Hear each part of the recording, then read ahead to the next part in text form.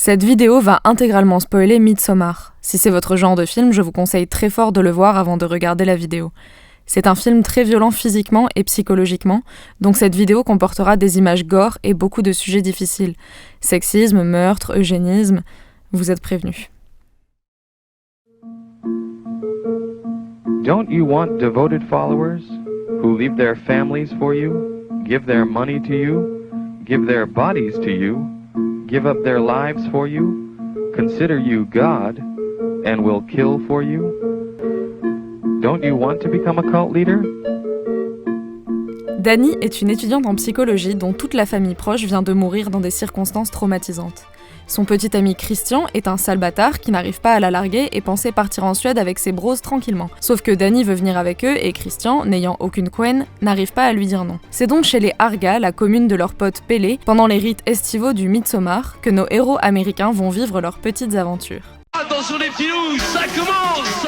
Pelle, l'ami suédois, demande à Dani comment ça va vu que toute ta famille est morte et Dani fait une crise d'angoisse dans l'avion. Dans la voiture, Josh et Christian ont une super conversation sur l'eugénisme chez les Vikings, le groupe passe une banderole, le cadre se met à l'envers, on est en terre inconnue, le groupe retrouve d'autres Harga et Simon et Connie, ils prennent immédiatement de la drogue, Dani dort 18h, ils font une rando, ils arrivent dans la commune, ils mangent, Christian oublie l'anniversaire de Dani, ils vont à un rituel qui consiste à regarder des vieux se suicider, puis leur éclater le crâne avec un marteau, Simon et Connie veulent partir, Dani aussi, mais pas Christian et Josh qui veulent faire leur recherche d'anthropologie sur la commune. Christian vole le sujet de thèse de Josh. Dani interrompt un sacrifice d'enfant qui était peut-être juste pour rire. Hein, quoi? Dani demande à Christian s'il veut la quitter et il évite de répondre. Oups, les Harga pratiquent l'eugénisme. Oups, Connie et Simon ont disparu. Oups, Marc le fuckboy a pissé sur un arbre sacré puis il a disparu aussi. Oups, pendant la nuit, Josh a pris en photo un livre sacré et maintenant il est mort. Oups, Dani prend de la drogue, elle gagne un concours de danse et devient la reine de mai. Oups, Christian prend de la drogue et participe à un rituel de fécondation d'une fille pas très majeure. Oups, Dani le voit, elle est triste, Christian trouve les cadavres de ses amis. D'autres Harga vont être sacrifiés, Christian se fait paralyser et va farcir un ours. Dani a le choix entre faire tuer un Harga random et tuer Christian. Elle décide de faire tuer Christian, elle le regarde cramer dans la maison avec les autres sacrifices, elle sourit. Fin.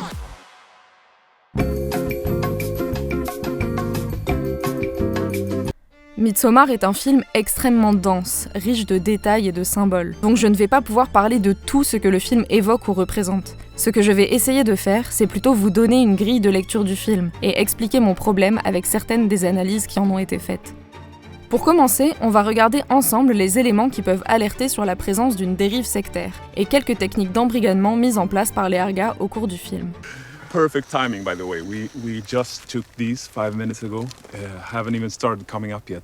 Alors évidemment, accueillir les gens en leur proposant de la drogue, même si ça peut être sympa dans un autre contexte, c'est ici un premier signe inquiétant. Et il y a plusieurs éléments aggravants. Personne ne soutient Dani dans sa tentative de refus, le groupe vient de se rencontrer, ils sont dans un environnement inconnu où ils ne peuvent pas être indépendants et ne connaissent pas ni la composition ni les effets de ce qu'ils prennent. C'est un premier événement déstabilisant pour l'esprit des arrivants, et pour leur corps, puisque Dani va dormir 18 heures et n'aura aucun temps de pause entre sa descente et son arrivée dans la commune. Les étrangers vont donc arriver dans ce nouvel environnement en étant déjà dans un état moins qu'optimal pour conserver leur libre arbitre. Là-bas, d'ailleurs, la prise de drogue va être récurrente et rarement annoncée comme telle. La commune a en effet un total contrôle sur ce que les arrivants vont boire et manger, quand et comment. Les repas se font en groupe et aucune information ni choix n'est donnée aux arrivants sur ce qu'ils vont consommer. Autre signal d'alerte, la commune a un total pouvoir sur le rythme de sommeil des habitants, en les forçant à dormir tous ensemble dans un dortoir ouvert. Le sommeil perturbé et l'absence d'intimité sont d'autres facteurs déstabilisants, puisque les individus n'ont tout simplement plus l'espace ou le temps pour se retrouver seuls avec leur libre arbitre. Et avec la fatigue, les capacités de recul, de gestion des émotions et d'esprit critique des habitants sont érodées, les rendant plus vulnérables à l'endoctrinement. Bien sûr, la commune va complètement contrôler l'emploi du temps des arrivants, avec des activités collectives obligatoires et extrêmement définies. Les arrivants ne sont jamais tenus au courant de la suite des événements, les Harga les laissant toujours découvrir ce à quoi ils vont être confrontés au dernier moment. What's that? It's too hard to explain. You'll get a better sense tomorrow. Wait, seriously? You can't just tell me now? De cette manière, comme le contrôle du sommeil et de l'intimité, le contrôle du temps va rendre difficiles les réflexions individuelles, en imposant aux individus des tâches pour qu'ils soient constamment occupés. La place du sport dans ces occupations est aussi significative.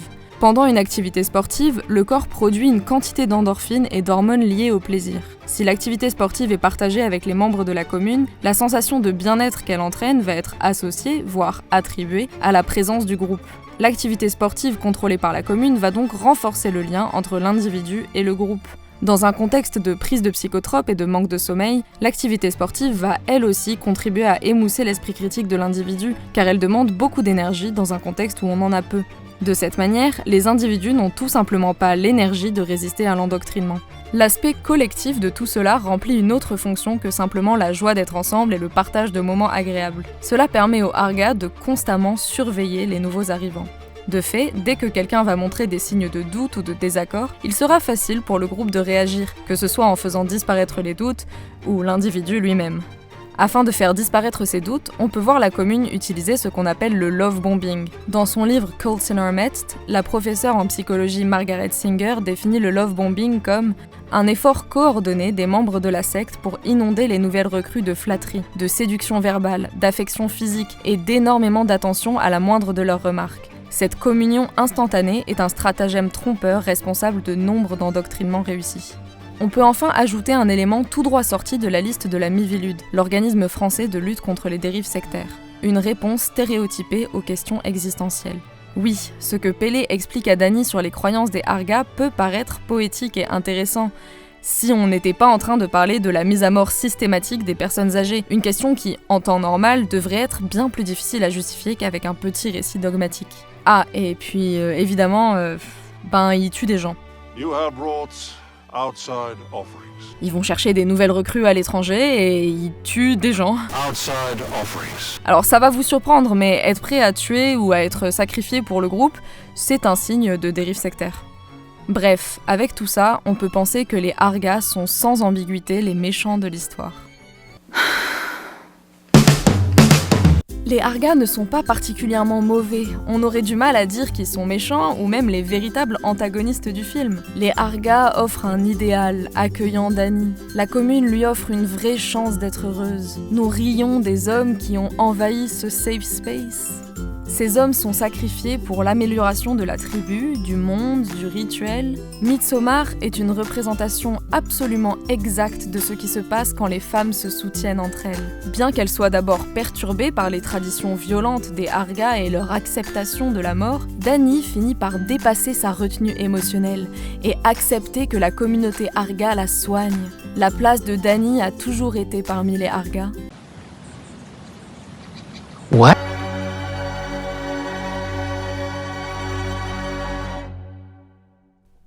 L'élément principal mis en avant par celles et ceux qui voient dans la fin du film une amélioration de la vie de Danny, c'est ça. Danny, do you feel held by him?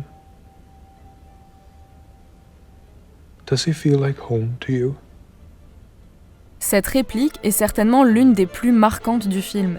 Dans cette scène, Pélé parle bien sûr de Christian, le petit ami de Danny, qui la néglige constamment, n'a plus aucun signe d'affection envers elle et ne fait aucun effort pour cacher son envie de la quitter, sans pour autant assumer cette décision. Ces questions ont donc une réponse évidente. Non, Danny ne se sent pas soutenue par Christian, parce qu'elle ne l'est pas. Partant de là, c'est facile de se dire que Danny mériterait une communauté qui, à l'inverse de Christian, la soutient réellement. C'est précisément ce que sous-entend Pélé dans la deuxième partie de sa question. Si Christian ne la fait pas se sentir chez elle, alors peut-être que ce chez elle est ailleurs, donc chez les Arga.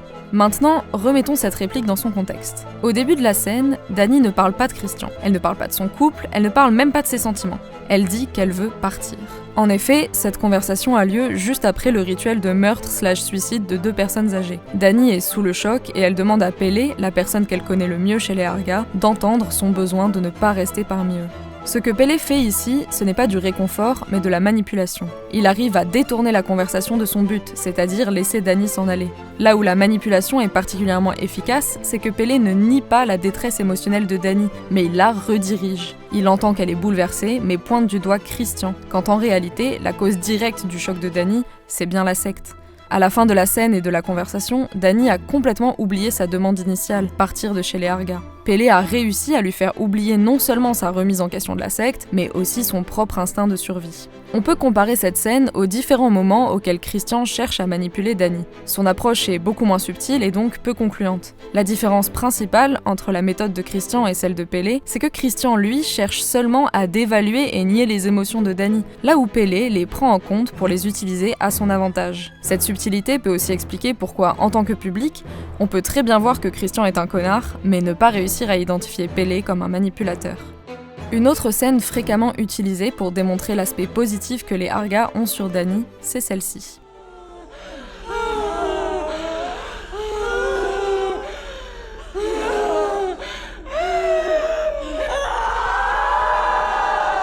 Dany, en pleine crise d'angoisse, est accompagnée par les femmes Arga dans des souffles et des cris de détresse, et physiquement par une sorte d'étreinte collective. Une des interprétations possibles, et plutôt courantes de cette scène, c'est que Dany trouve dans cette expérience la communauté et le soutien que Christian ne lui a jamais apporté.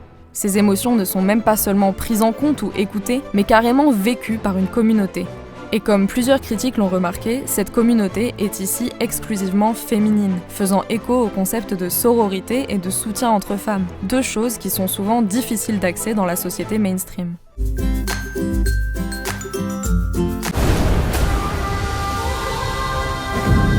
Dans cette saison de Koh-Lanta, les femmes tentent de monter une alliance féminine. Notre objectif, c'est d'emmener 5 femmes au carré final. Malheureusement, cette alliance est vite mise à mal et décrédibilisée. Je pense que les 4 votes contre moi, c'est les garçons. Moi. Ok. J'ai voté contre toi. Ok. Voilà, je me suis rendu compte que la stratégie des filles, ça me correspondait pas. En parallèle, l'alliance masculine est vue comme normale, allant de soi et même enviable. Il doit y avoir une très forte solidarité. Vous l'enviez, cette solidarité masculine. Vous l'enviez, cette solidarité masculine. Solidarité masculine. C'est beau, c'est très beau à voir parce qu'aujourd'hui, ça paye. Le soutien des hommes entre eux est un standard, mais le soutien des femmes entre elles reste inacceptable. Girl power.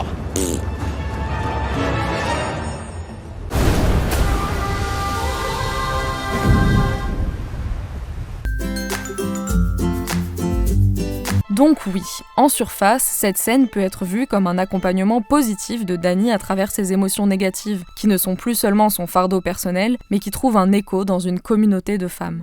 Mais encore une fois, il faut se remémorer le contexte. De base, si Dany est en pleine crise, c'est parce qu'elle vient de voir son petit ami participer à un rituel de fécondation, rituel auquel participent aussi d'autres femmes Arga, et dans lequel on peut clairement remettre en cause le libre arbitre de Christian. Si on prend les Arga comme un groupe uni et indivisible, les femmes qui réconfortent Dany sont donc aussi les responsables de sa détresse. D'ailleurs, si l'entre guillemets adultère de Christian est l'élément déclencheur de cette crise, on peut aussi y voir le résultat de l'accumulation d'événements éprouvants auxquels Dany a été soumise depuis son arrivée chez les Arga. La drogue, la danse, les meurtres rituels, etc.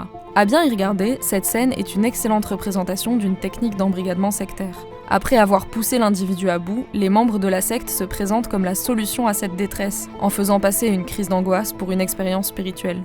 Separate the recruit from himself by attacking the self and inducing a mental breakdown disguised as a spiritual awakening. Au passage, les souffles et les cris des femmes Arga ne calment pas Dany. Au contraire, elles amplifient sa détresse pour la briser psychologiquement et la faire arriver à l'état de transe dans lequel on la voit ensuite. Dans ces deux scènes, la manière dont les Arga traitent Dany est jugée par comparaison avec Christian et ses amis. Celles et ceux qui voient dans le film une critique de la masculinité n'ont pas foncièrement tort. Mark est un énorme beauf.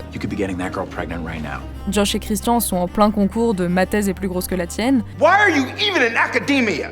Tous les trois manquent cruellement d'empathie et auraient préféré que leur voyage se fasse dans l'entre-soi masculin. You invited her to... But she's not coming. Et évidemment, Christian est un petit ami conventionnellement catastrophique. Les scènes de dispute entre Dany et lui sont marquantes, car il est rare que les films montrent aussi crûment le refus de communication qui peut exister dans les couples. Et Midsommar n'a pas honte d'en montrer l'aspect genré. C'est tout l'objet du premier acte du film. Contraster la vie intérieure de Dany, ses besoins émotionnels, sa douleur, avec le boys club cynique de Christian et ses amis. On a toutes déjà eu une amie dans ce genre de relation, si on n'y a pas déjà été nous-mêmes. Donc on connaît la situation. C'est frustrant, rageant, ça donne envie de foutre une bonne claque au type pour le forcer à être honnête. Alors bien sûr, quand Dany quitte Christian, on est soulagé. Le problème, c'est pourquoi elle le quitte. I do, like, if this is a horror film, it's a horror film about codependency in a way, and so you know, she goes really from one codependent relationship to another. Right, and it's like the ultimate codependent relationship, this new thing. On l'a vu, à la fin du film, le libre arbitre de Dany est largement compromis. La rupture est plus un sacrifice pour la secte qu'une décision personnelle. Donc l'interprétation selon laquelle Dany récupère son autonomie est déjà bancale. Mais par-dessus ça, l'idée que la secte constitue un mieux au regard de sa vie de femme est complètement erronée.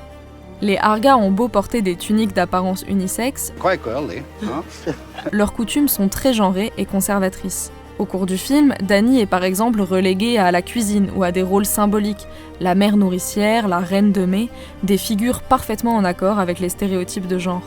Dans la communauté Arga, les femmes assurent avant tout le rôle de reproductrices. Les seules interactions entre les femmes Arga et les étrangers se font à travers la séduction et le rituel de fécondation. Apparaît alors une distinction du travail extrêmement classique et sexiste. Les hommes partent explorer le monde et les femmes produisent la main-d'œuvre. Pragmatiquement, ce qui permet à Dani de survivre là où Christian meurt, c'est qu'une insémination dure moins longtemps qu'une grossesse. Dani n'est pas épargnée parce qu'elle comprend mieux les Arga, mais parce qu'ils ont besoin de ses fonctions reproductrices. La superposition de la rupture entre Christian et Dani avec l'embrigadement de cette dernière par les Arga n'est pas anodine. En effet, les femmes sont particulièrement vulnérables face au mouvement sectaire, précisément parce que la société dans laquelle nous vivons ne leur permet pas d'obtenir le même soutien et la même place que les hommes. Comme le dit la sociologue spécialiste des mouvements sectaires Janja Lalik, le but des sectes est toujours de capitaliser sur les besoins et les idéaux des sociétés dans lesquelles elles existent. Alors pourquoi est-ce que certains ou certaines ont tout de même vu dans les Arga une communauté progressiste ? À mon sens, ces interprétations du film mettent en avant une tendance à individualiser les problèmes sociaux, ici le patriarcat. On a parfois plus de facilité à reconnaître les mauvais comportements, comme oublier l'anniversaire de sa meuf, et les mauvais individus, comme Christian et ses amis, que le système plus large dans lequel ils s'inscrivent. Dans la plupart des critiques qui défendent les Arga, l'idée que les femmes soient associées à la nature ou à la reproduction est vue comme positive, synonyme d'un pouvoir féminin sacré.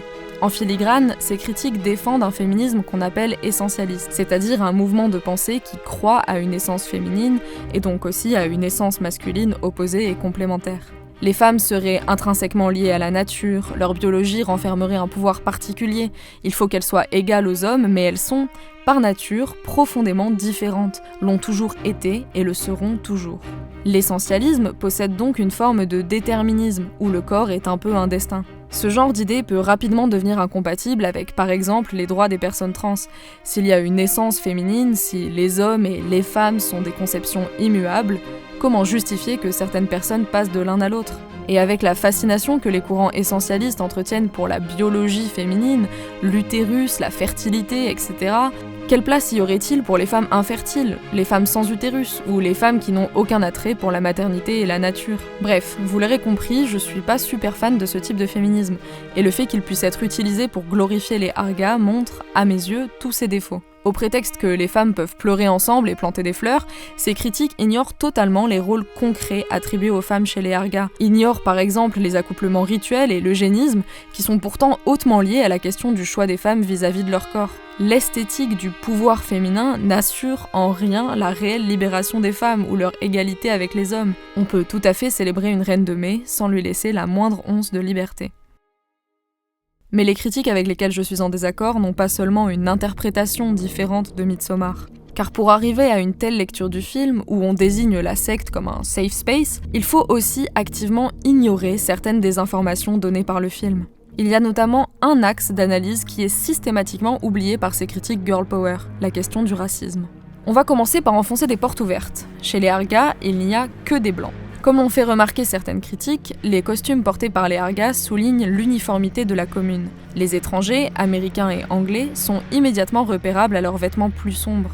Mais pour Simon, Connie et Josh, les trois seuls personnages qui ne sont pas blancs, l'altérité n'est pas qu'une question d'habits. Leur décalage est souligné visuellement par la lumière éclatante, qui crée un ton sur ton entre les décors et les habitants. On voit qui pourrait s'intégrer à la foule Arga et qui ne passerait jamais inaperçu. Alors évidemment, les Arga ne sont jamais ouvertement racistes envers Josh, Simon ou Connie. Ils ne proclament pas haut et fort qu'ils croient à la suprématie de la race blanche. Néanmoins, il y a des gros indices sur l'idéologie raciste de la secte, en plus du fait qu'ils soient tous blancs, je le rappelle. Le plus gros indice, que vraiment si vous n'avez pas fait le lien entre ça et la suprématie blanche, je vous en veux pas, c'est pas comme si on apprenait ça à l'école, mais quand même, les Arga pratiquent l'eugénisme.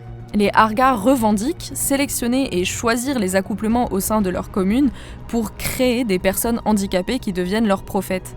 Rien que ça, c'est éthiquement discutable, on va dire, mais en plus, ça éclaire toutes les autres décisions que les Arga prennent dans le film. Ça n'a pas échappé à la plupart des analyses de Midsommar. Mark est séduit par une Arga avant d'être tué, en un sens Christian aussi, mais pas Josh, et pas Simon non plus. Si les Arga avaient simplement besoin de recruter de nouvelles personnes dans la secte et d'agrandir leur pool génétique, pourquoi ont-ils choisi de garder Danny et pas Connie ? Pourquoi séduire Mark et Christian, mais ni Josh ni Simon ?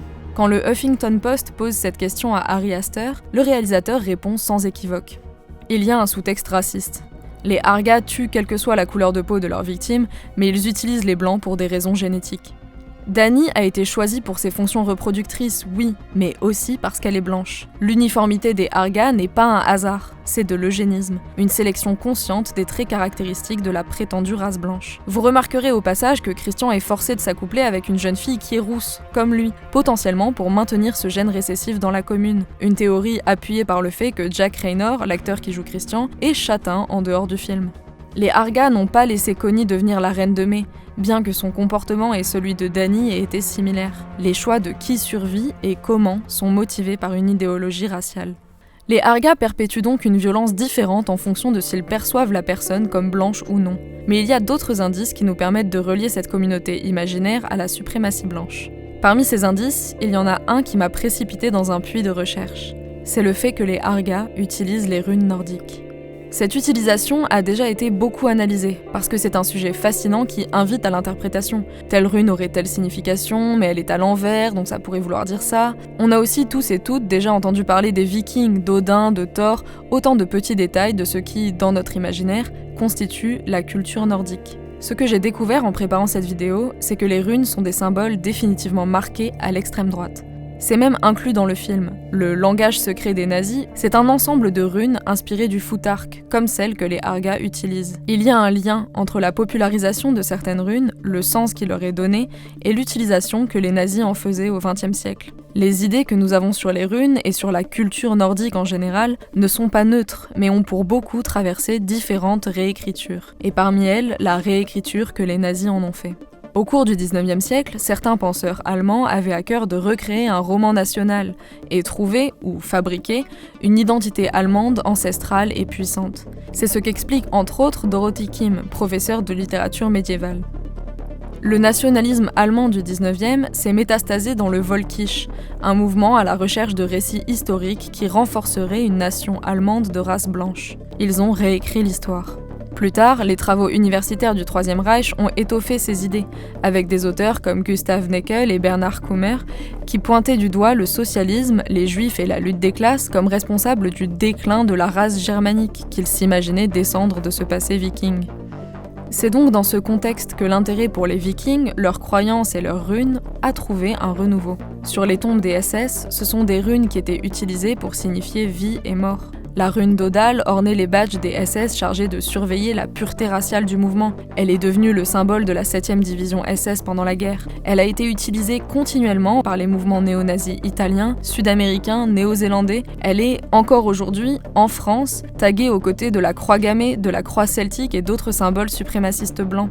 Anders Breivik, le terroriste norvégien responsable des attentats d'Oslo et d'Utøya en 2011, avait donné des noms inspirés de la mythologie nordique à ses pistolets, et il les avait gravés sous forme de runes. En 2016, Breivik a affirmé « Je suis odiniste. Je ne crois qu'en un seul dieu, Odin ». Et il est loin d'être une exception. Dans un article de recherche intitulé « Les vieux dieux de la suprématie blanche, l'extrême droite et le paganisme », Shannon Weber note que dès le début des années 2000 aux États-Unis, on observe que les formes racistes de néopaganisme rattrapent les versions traditionnellement monothéistes de la suprématie blanche. Le spécialiste de l'extrême droite américaine Mark Potok explique « Les suprémacistes blancs odinistes utilisent leur religion pour rejouer la gloire d'une culture viking hyper masculine. À l'inverse, ils voient la chrétienté comme une théologie autodestructrice créée par les juifs et imposée aux blancs. Les liens entre les runes, l'imaginaire viking et la suprématie blanche sont donc profonds et toujours présents aujourd'hui. Si je vous raconte tout ça, ce n'est pas seulement pour essayer de prouver que la secte fictionnelle de Midsommar est raciste. C'est surtout pour montrer que parfois, les pires idéologies utilisent de jolis symboles, qu'on peut comprendre autrement, qu'on peut avoir envie d'utiliser nous aussi. Dire que les tables où les Arga mangent forment la rune d'Odal et qu'elle signifie X ou Y chose, c'est intéressant, mais ça ne suffit pas. Il faut, encore une fois, essayer de prendre du recul, de replacer ça dans son contexte. D'où vient cette rune? Qui l'a utilisée? Qui l'utilise encore? Tous ceux qui prient Odin ne sont pas des suprémacistes blancs, mais certains oui. Et je pense que c'est important de savoir reconnaître les idéologies fascistes, même quand elles se cachent derrière des groupes hétérogènes et des symboles ambigus. Quand Pélé parle des célébrations du Midsommar, il explique que ce sont d'anciennes traditions que la commune pratique depuis très longtemps. Une affirmation que le film montre comme mensongère. En effet, quand Danny trouve la galerie des Reines de Mai, il n'y a que 30 portraits au mur. Si toutes les Reines de Mai sont dans cette galerie, note Joey Albin et Julie Howard pour Film Quarterly, alors la tradition n'a commencé qu'à la fin des années 80, juste après que l'intérêt pour le paganisme moderne ait atteint son apogée en Suède. De la même manière, Pélé présente le fait de balancer ses vieux du haut d'une falaise comme une pratique ancestrale appelée Atestupa. Mais même si l'Atestupa, le mot et le rituel de sénicide, est présent dans le folklore nordique, ce n'est pas une réalité historique. La pratique du sénicide n'a certainement jamais existé en Suède. Prétendre le contraire permet simplement de justifier une pratique horrible par une soi-disant historicité.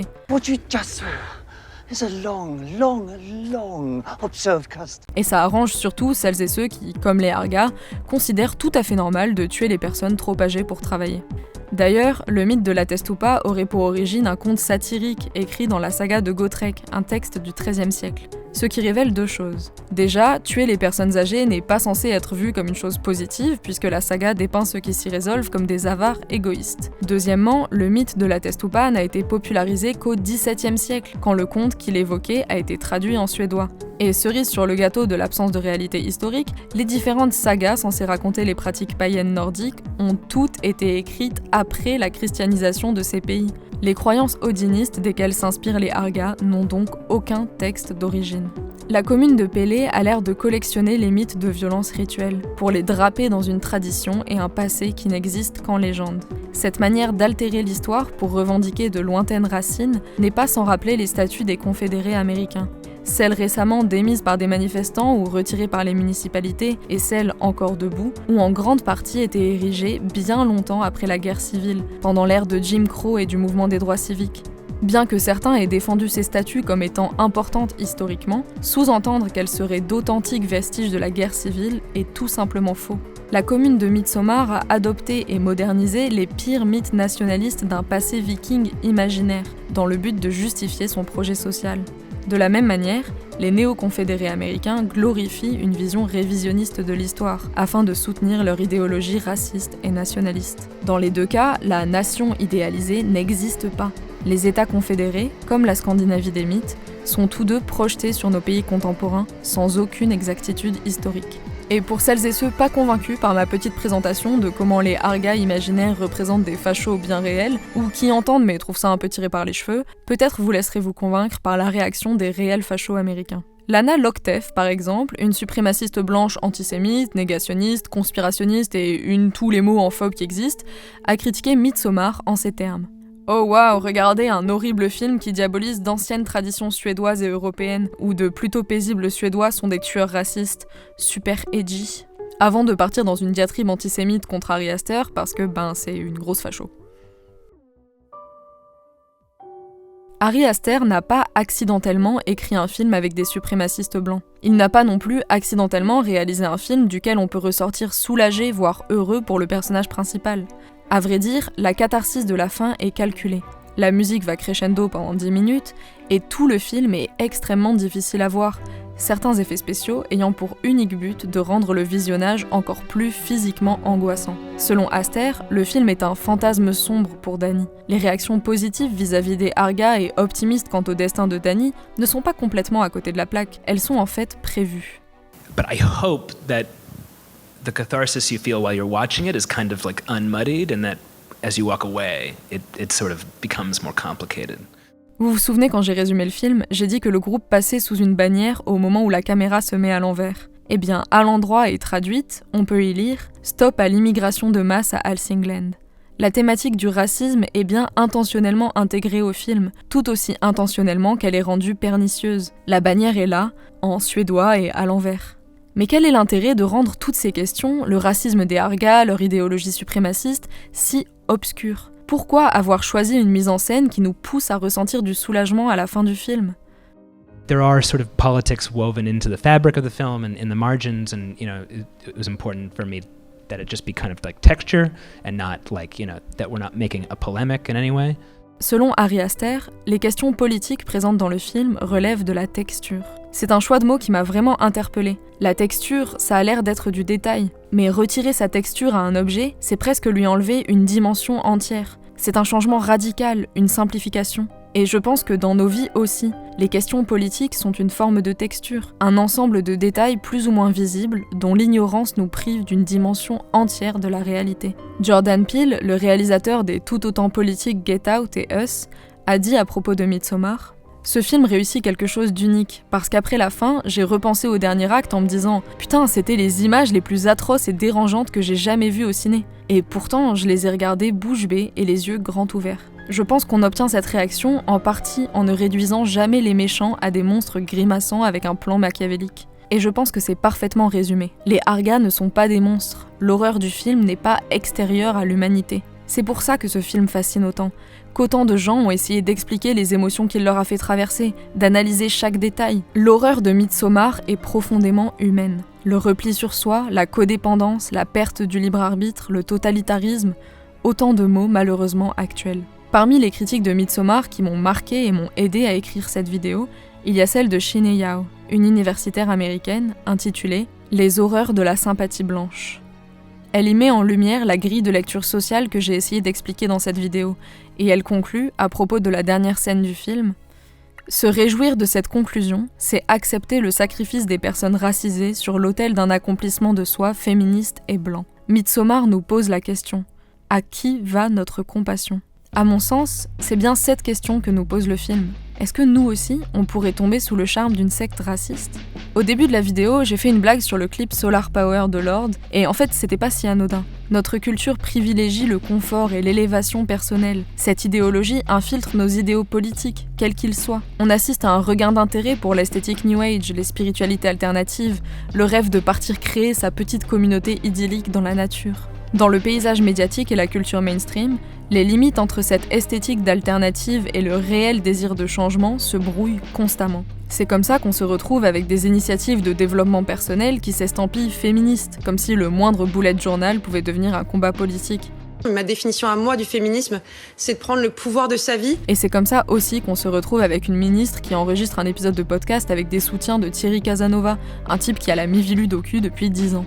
S'il y a bien une chose que Midsommar rend limpide, c'est que les dérives sectaires, et notamment la suprématie blanche, se servent de nos besoins de communauté et de libération. Si on se limite aux besoins immédiats de Dany, en gros quitter Christian et parler à quelqu'un, bien sûr que rentrer dans une secte raciste, ça a l'air top, mais si on s'intéresse au long terme, au contexte ou tout simplement à d'autres sorts que le sien, le repli sur soi que représentent les Argas est une impasse, et j'espère avoir montré pourquoi leur secte ne représente en rien une solution au problème de Dany ou au nôtre. Il n'y a pas de bon vieux temps auquel retourner, il n'y a pas de bonne vieille tradition ou de bonne vieille croyance, il n'y a pas non plus de commune miracle dans laquelle tous nos problèmes intimes ou sociétaux disparaîtraient.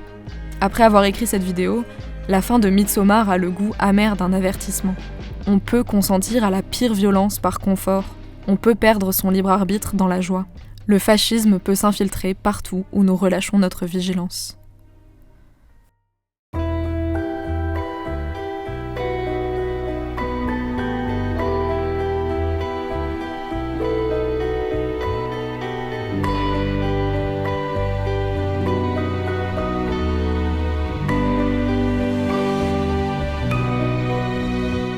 Et voilà, c'est la fin de cette vidéo au sujet du film Midsommar. J'espère qu'elle vous aura plu. Et je suis très intéressée par toutes vos questions, vos doutes, vos désaccords et vos opinions sur le film et sur la vidéo. Si ce dont on a parlé vous intéresse, je vous encourage bien évidemment à partager la vidéo, mais également à consulter la bibliographie et à regarder éventuellement les articles et les livres que j'ai pu mettre dans les sources. Merci beaucoup d'avoir regardé la vidéo en entier et sachez que vous pouvez désormais me laisser un pourboire sur la plateforme Ko-Fi si c'est quelque chose qui vous intéresse.